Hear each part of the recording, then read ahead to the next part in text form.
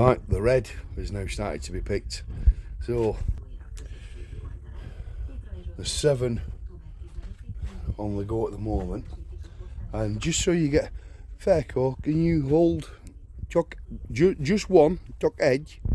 Chuck edge. Chuck no problem. Chuck edge. So that is one bunch of grapes. And just one. That's the second one. Hein kilo id. Need. Adam. Getters. There's 2 kilos in each hand. So 2 kilos equals 2 litres of wine. So that's just one bunch of grapes, 2 kilos, 2 litres of wine. It's gratis, it's free. It only needs water. Grapes don't need feeding, they need a little attention, and you've just got to protect them from mildew, which is the biggest problem. So, and because we're picking, the wasps are everywhere. This barrel, now we've just crushed all these grapes. That's a 3, and I shit you not, content 300 there. There's 300 litres. There's the lid. There's 300 litres in that. That one's 350. We will fill that as well. So between the two, there's going to be 700 litres, 750 litres of wine. But that's not picking Dad's white grape. So we're hoping for around 1,500 to 2,000 litres. And at 750 ml per bottle, 70 centilitres per bottle, you know, we're up on 3,000 bottles for this year. We don't sell it, we drink it. Right, boys and girls, 31 degrees Celsius. We're pressing grape now. So, excuse me, out of the 300 litres, this is a 50 litre press, and what we've done is loaded it up with timber, and we're going to put an iron bar in there, and already, you know, there's got to be 20 litres in there already, and that is just from putting the grape into the press.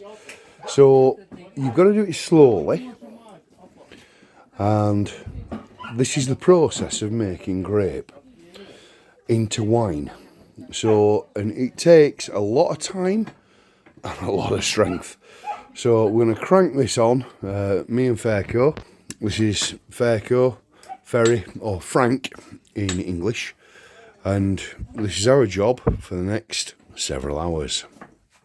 So it's still draining, really slowly. We're just putting pressure on now to crush the grape, 50 kilo of grape that's in that press, and just the more that we put on it, the pressure's already reduced, and just a little bit at a time.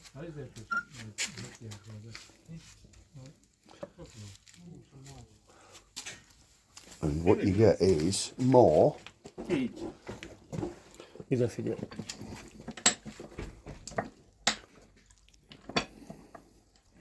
So as you see on the top of the press, there's this little pin here, and it drops into each hole. So like a ratchet, and it's crushing the grape down to press as much.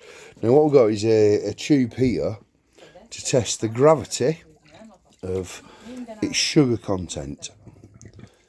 There's no alcohol in it at the moment, but because you've got grape that is resting at different sugar content, its potential for its sugar, what we're looking for is 24% sugar as a total. We know we haven't got that. It's not been hot enough and consistent. So what we're going to do is we're going to use this little device, which is,